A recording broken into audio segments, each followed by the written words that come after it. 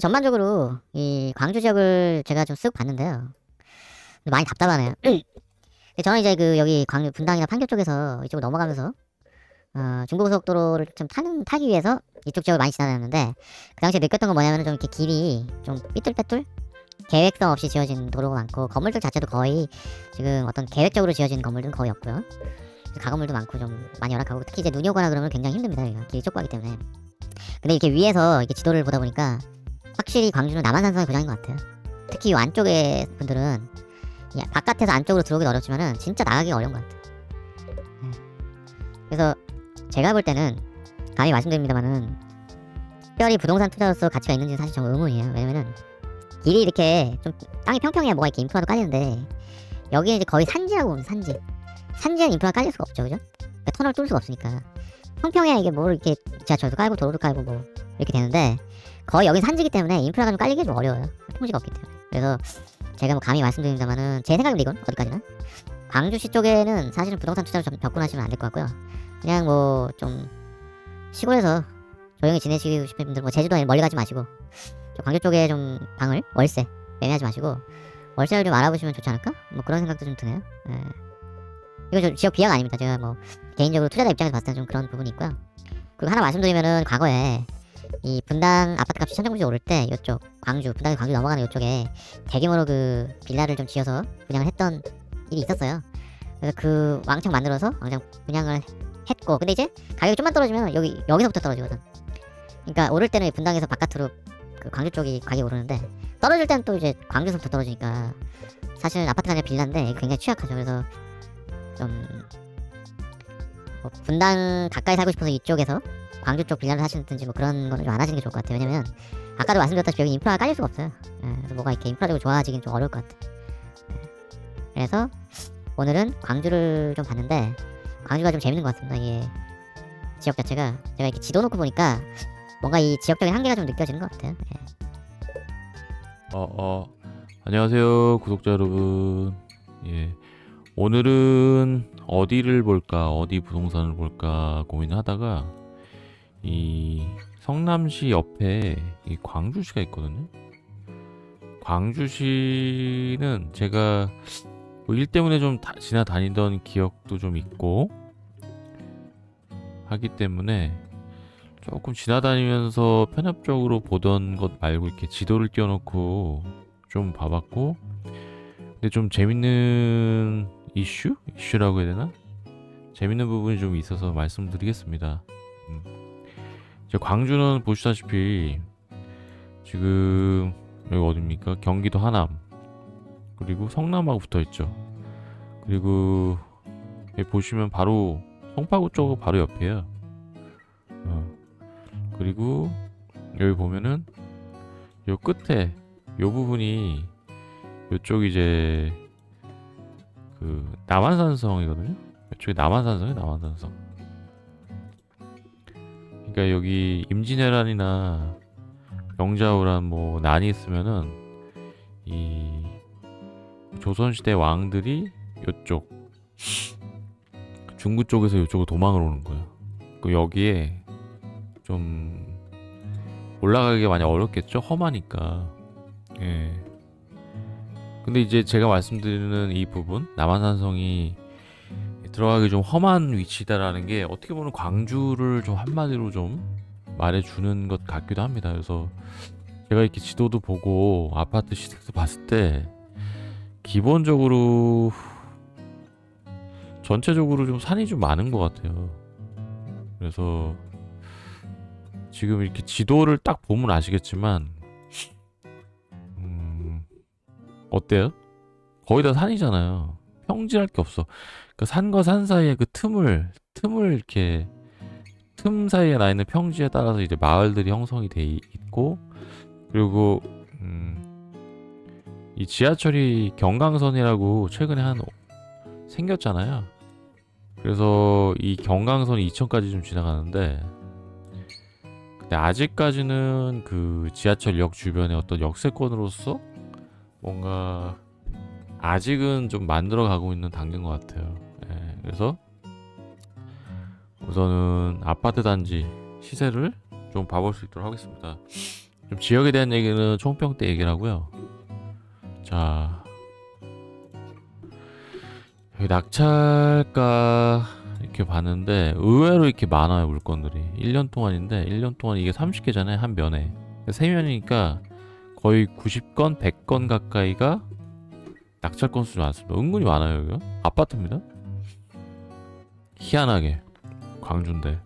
근데 이제 가격대가 보시면 아시겠지만 거의 뭐 2억 3억 뭐 5억 3억 4억 다 이렇거든요.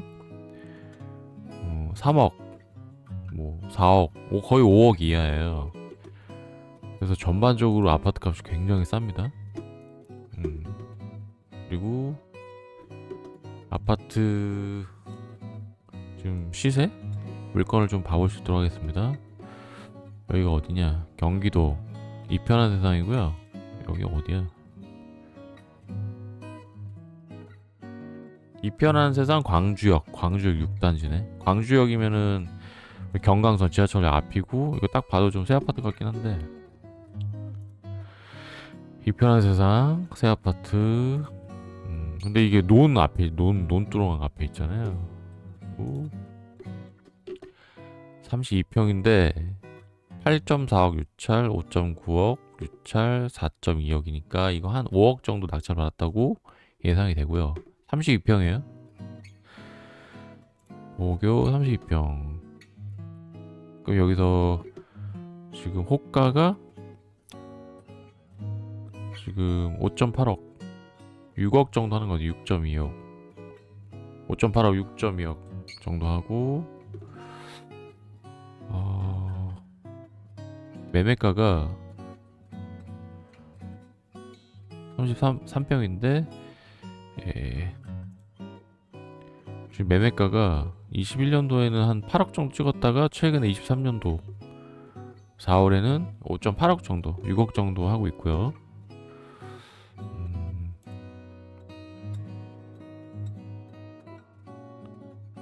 지금 입주, 그러니까 입주 뭐죠 이건? 이건 새 아파트네요 진짜. 새 아파트. 새 아파트고 이게 거래량이 은근히 거래량은 있는 것 같아요. 이게 새 아파트다 보니까 거래량은 좀 있는 것 같고 지금 이 실거래가가 지금 최근에 5.8억인데 지금 여기 낙찰가 한 5억 정도면은 좀 잘 받으신 것 같긴 한데 이제 좀 상황을 좀 봐야겠죠. 그리고 전세가가 한 4억 정도 하니까 5억에 받았다고 하면 1억만 있으면은 내가 전세 끼고 살 수가 있잖아요. 그래서 뭐 나쁘진 않은 거서 5억 정도에. 근데 이게 새 아파트고 거의 새 아파트 축에 들죠. 근데 이제 지도를 좀 보면은 이 광주가 희한한 게 여기가 보시면 아시겠습니다. 이게 거의 논이거든요. 논 있고 이쪽에 조금 빌라일 거예요. 빌라 좀 있고 길을 따라서 그냥 옛날 그 상가들 좀 있고 여기에 그 새 아파트가 들어서 있고요. 그리고 좀 걸어가면 조금은 아니면 한 15분 이상 걸어야 될 것 같은데 여기 경기 광주역 있고요. 그래서 지금 여기가 위치가 그러니까 이걸 타고 가면 이제 판교역까지 가긴 하는데 주변에 사실 인프라가 좀 없는 것 같아요. 그래서 거의 제 기억으로는 청주 외곽 쪽하고 좀 비슷한 느낌이에요. 근데 이게 지금 호가가 지금 6억이고 실거래가가 한 5억 정도인데 그렇게 싸진 않은 것 같아요. 싸진 않아. 뭐 지하철이 있다고는 하지만 이게 뭐 기차 개념이 사실 이게 판교 쪽으로 들어가기 때문에 판교에서 여기까지 한 20분이면 가긴 하겠지만 사실 이 지역 자체가 주변에 편의시설이 있는 것 같진 않아요. 그리고 여기서 사실은 차 타고 나가려면 되게 불편한데 여기가 다 그냥 뭐죠? 1차선 고속도로? 1차선 눈이 오거나 그러면 되게 복잡해요. 또 이게 길 자체가 그렇게 뭐 반듯반듯하게 개발된 곳은 아니기 때문에 조금 애매한 것 같아요. 근데 이제 가격이라도 싸면은 좀 여기 좀 공기 좋은 데서 유유자적하면서 그냥 한가하게 보내고 싶으시면 들어올 수 있는데 이게 결코 싼 가격은 아닌 것 같아요. 5억 정도?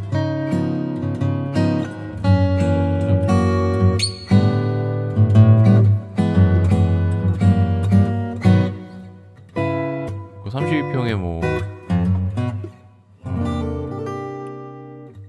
4억이잖아. 전세가 또 4억이잖아요. 여기가 좀 외진데. 그래서 그렇게 싸진 않은 것 같고요. 다음 물건 광주역 자연 N자이 32평 7.8 유찰 5.4니까 2.5 정도 보고 있고 새 아파트 그러니까 녹지랑 밭대기 그 사이에 있는 새 아파트고요. 근데 새 아파트라 그런지 32평인데 호가가 지금 8억 5천이에요. 그리고 7억 7.3억이야. 또 엄청 비싸네. 매우 비싸고 전세도 그렇게 있진 않은 것 같은 4억 있어요. 새 아파트 메리트가 있는 것 같아요. 확실히. 네, 상당히 비싸네 이게.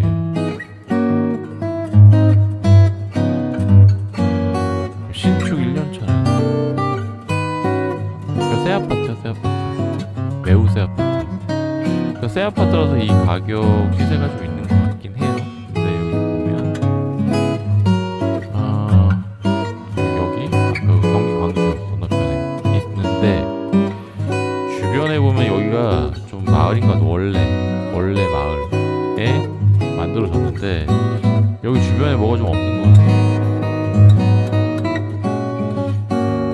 근데 인프라가 사실은 이 지하철역 하나만 보고 32평짜리 7억이 들었다. 조금 많이 비싼 것 같아요.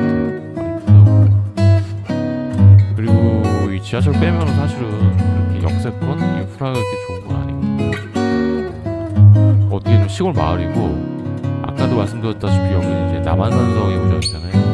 산으로 둘러싸여 있어요. 그래서 사실은 외적의 침입도 막을 수 있지만 밖으로 나가기도 좀 어려운 곳이기 때문에 조금 그렇네요, 지역이. 자, 그 다음에 쌍령 2차 현대 모닝사이드 32평 3.7억 유찰 2.6억이니까 한 3억 정도 보고 옛날 아파트 산속에 있는 아파트 보니까 3억 정도 된것 같고 이건 되게 오래된 아파트인 것 같아요.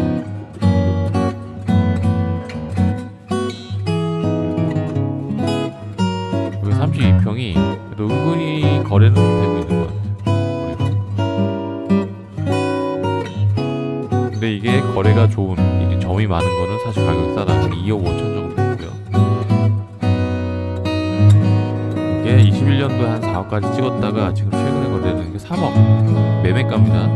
3억이고 전세가는 최근에 거래되는 게 2억 정도. 그러니까 굉장히 싼 거죠. 매매가가 3억이니까 1억만 있으면 전세가 살 수가 있는 거예요. 매우 쌉니다.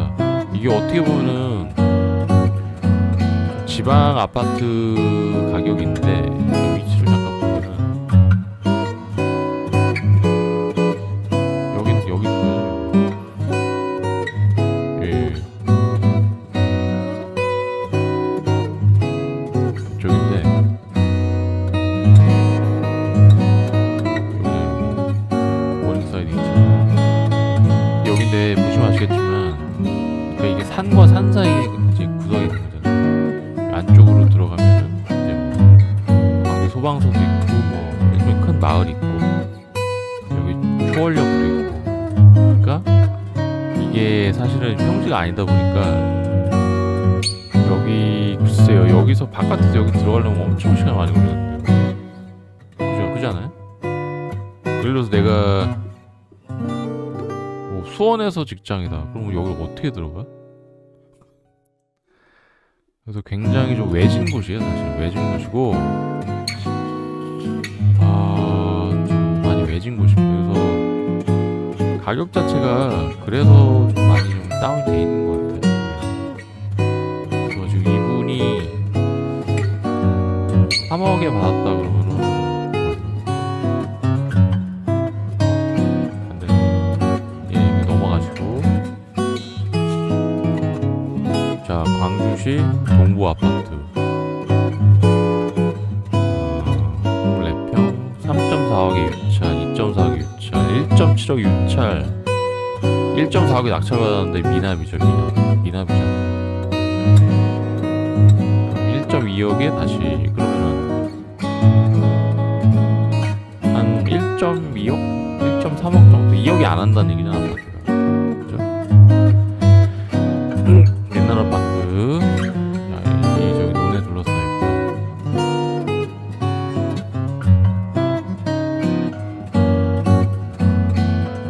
자, 동부 아파트 24평에 실거래가가 지금 3억이네, 3억. 실거래가가 3억이에요. 그럼 전세가 얼마야? 한 뭐 2억 7천도 안 해, 여기. 그러니까 불과 얼마 전까지만 해도 2억 7천 정도 하니까 거의 사람들은 안 산다니까.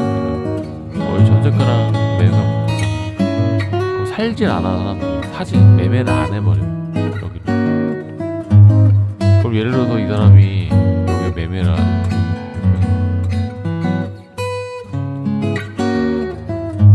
여기가 이 사람이 1.2억 1.5억에 샀다 그러면 나쁘지 않은 것 같아. 싸게 그냥 팔아버리고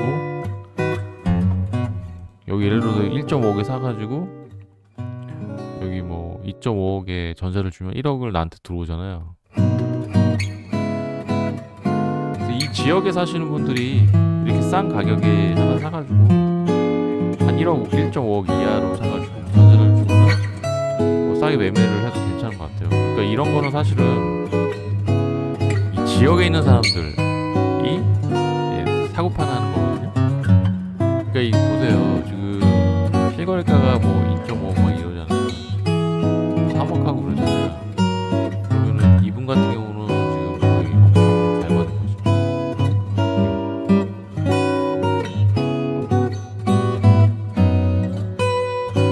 그래서 이것을 좀 이렇게 가격을 싸게 받아가지고 그러니까 이 지역민들이 주로 많이 아시겠죠, 이런 상황을. 그래서 이거를 가격을 좀 머리에 넣고 계신 분들 이걸 보면은 이제 와 이거 왜 이렇게 싸냐, 왜 이렇게 되겠죠. 그럼 여기서 엄청 싸게 사가지고 여기 싸게 팔거나 전세를 놓으면은 돈을 버는 구조다라고 말씀드릴 수 있고요. 위치를 좀 보면 동부 아파트가 이게 원래 옛날 마을 원래 지역인 것 같아요. 원래 그 광주 지역, 광주 마을 읍내. 그러니까 지하철하고 상관없이 이 중심가, 어떻게 보면 중심 읍내죠. 읍내에 원래 있던 아파트이기 때문에 그렇게 비싸지는 않았던 것 같고 여기 보면은 공설 운동장도 있기 때문에 어떻게 보면 여기 광주 어떤 중심가라고 볼 수 있을 것 같아요. 다음 미진 아파트. 3.6 유찰 2.5니까 3억 유찰. 그래서 그걸 보고 옛날 아파트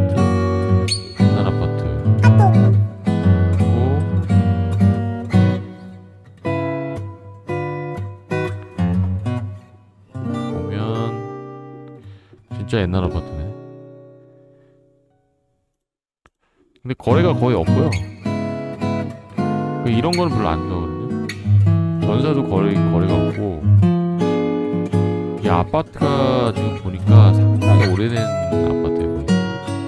여기 보면은 사진 좀 보면은 그냥 옛날 아파트, 무지하게 옛날 아파트 한 20년 된 것 같아요.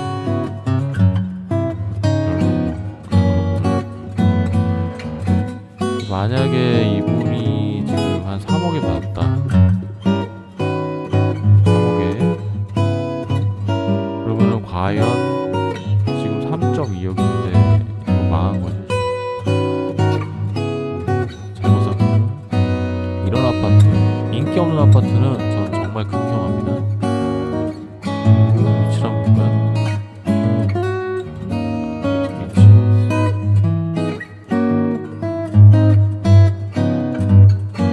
위치 요쪽이잖아요. 요쪽인데 지하철하고도 거의 멀어요. 그리고 여기서 뭐 나가기 너무 힘들고.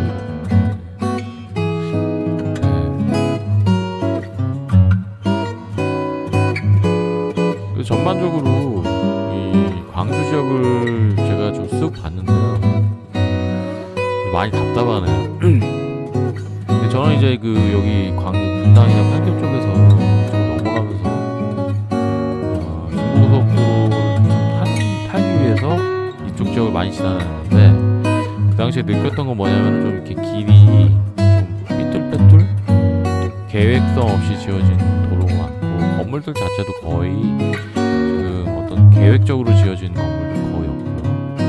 가건물도 많고 많이 열악하고, 특히 이제 눈이 오거나 그러면 굉장히 길이 좁아지기 때문에. 근데 이렇게 위에서 이렇게 지도를 보다 보니까 확실히 광주는 남한산성의 고장인 것 같아요. 특히 이 안쪽의 분들은 바깥에서 안쪽으로 들어오기도 어렵지만은 진짜 나가기가 어려운 것 같아요. 그래서 제가 볼 때는 감히 말씀드립니다만, 특별히 부동산 투자로서 가치가 있는지는 사실 저는 의문이에요. 왜냐면 길이 이렇게 땅이 평평해야 뭐가 이렇게 인프라도 깔리는데, 여기는 이제 거의 산지라고 보면 산지에는 인프라가 깔릴 수가 없죠. 그러니까 터널을 뚫을 수가 없으니까. 평평해야 이게 뭐 이렇게 지하철도 깔고 도로도 깔고 이렇게 되는데, 거의 여긴 산지이기 때문에 인프라가 좀 깔리기가 좀 어려워요. 그래서 제가 뭐 감히 말씀드린다면, 제 생각인데 이건 어디까지나 광주시 쪽에는 사실은 부동산 투자를 좀 접근하시면 안 될 것 같고요. 그냥 뭐 좀 시골에서 조용히 지내시고 싶은 분들, 뭐 제주도 아니면 멀리 가지 마시고 광주 쪽에 좀 방을 월세 매매하지 마시고 월세를 좀 알아보시면 좋지 않을까, 그런 생각도 좀 드네요. 이건 좀 지역 비하가 아닙니다. 제가 뭐 개인적으로 투자자 입장에서 봤을 때는 그런 부분이 있고요. 그리고 하나 말씀드리면은, 과거에 이 분당 아파트 값이 천정부지 오를 때 이쪽 광주, 분당에서 광주 넘어가는 이쪽에 대규모로 그 빌라를 좀 지어서 분양을 했던 일이 있었어요. 그래서 그 왕창 만들어서 했고, 근데 이제 가격이 좀만 떨어지면 여기서부터 떨어지거든요.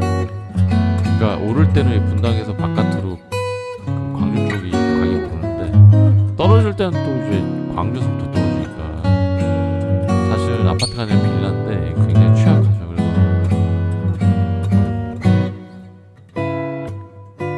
분당 가까이 살고 싶어서 이쪽에서 광주 쪽 빌라를 사시든지 뭐 그런 거는 좀 안 하시는 게 좋을 것 같아요. 왜냐면 아까도 말씀드렸다시피 여기 인프라가 깔릴 수가 없어요.